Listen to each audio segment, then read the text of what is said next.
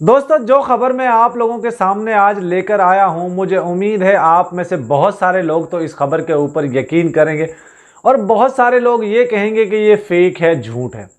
दोस्तों, सीमा ने पाकिस्तान में वीडियो कॉल करके बात की है और वीडियो कॉल किससे की है, सबूत के साथ मैं आपको यहां पे दिखाने जा रहा हूं और कब की है ये भी मैं आपको बताने जा रहा हूं। लेकिन उससे पहले मैं आपको थोड़ा सा कुछ याद करवाना चाहूंगा।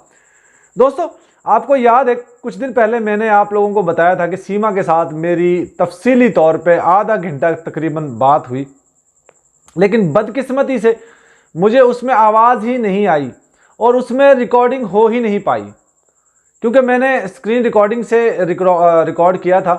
तो उस वक्त मुझे पता नहीं था कि सीमा से बात करते हुए रिकॉर्ड हो रही है या नहीं। लेकिन उसके बाद जैसे ही जब वो रिकॉर्डिंग मैंने सुनी तो उसमें आवाज़ ही नहीं थी।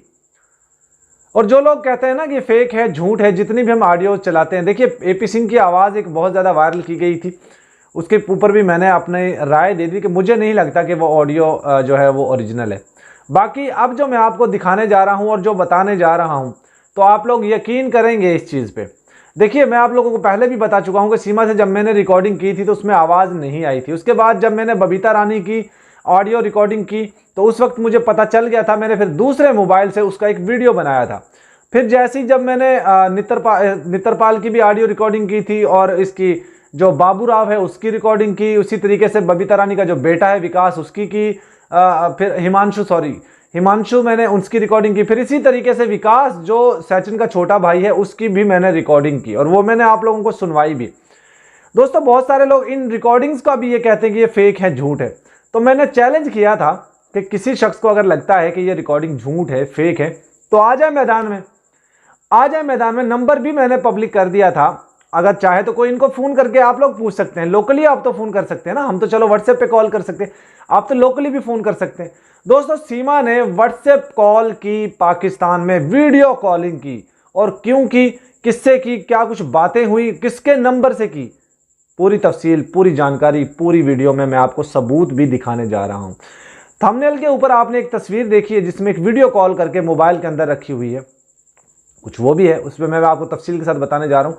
दोस्तों, मैंने आप लोगों को पहले ही बता दिया था कि देखो, जिस दिन ईद गुजरी है, जिस दिन ईद वाला पहला दिन था, उस दिन शाम को, रात से पहले पहले, सीमा ने, छोटी बेटी थी उसकी, आई थिंक मुन्नी थी या कौन सी थी, छोटी बच्ची उसके पास मौजूद थी, उसको लेकर वो रो रही थी बहुत ज़्यादा और खाला खाला कुछ ऐसे कर रही थी।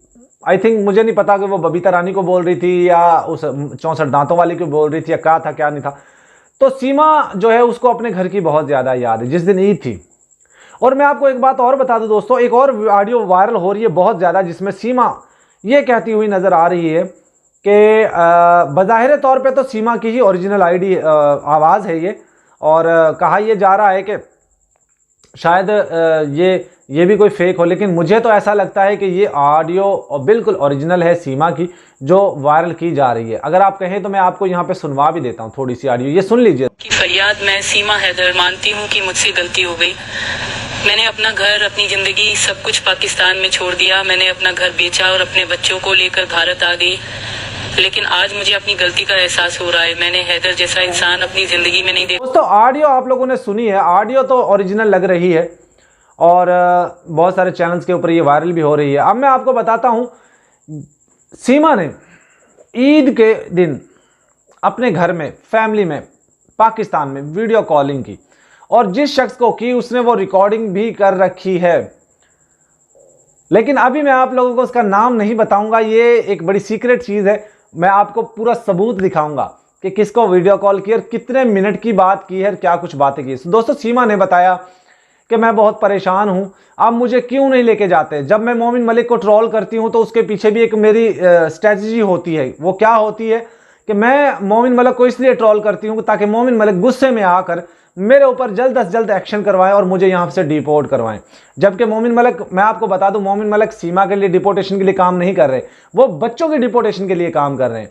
और सीमा का ये कहना था कि मैं मोमिन मलिक को इसलिए ट्रोल करती हूँ, आप लोग बुरा मत मनाया करें, मैं पाकिस्तान को बुरा भला इसलिए बोलती हूँ, आप बुरा मत मनाया करें कि मुझे मजबूरी से वहाँ बुलवाया जाता है और मोमिन मलिक को ट्रोल करने का मकसद ये होता है कि जल्द से जल्द वो मेरे ऊपर एक्शन ले और मुझे यहाँ से जेल भिजवा दें या डिपोर्ट करवा दें। मैं इन नीच किस्म के परिवार में नहीं रहना चाहती।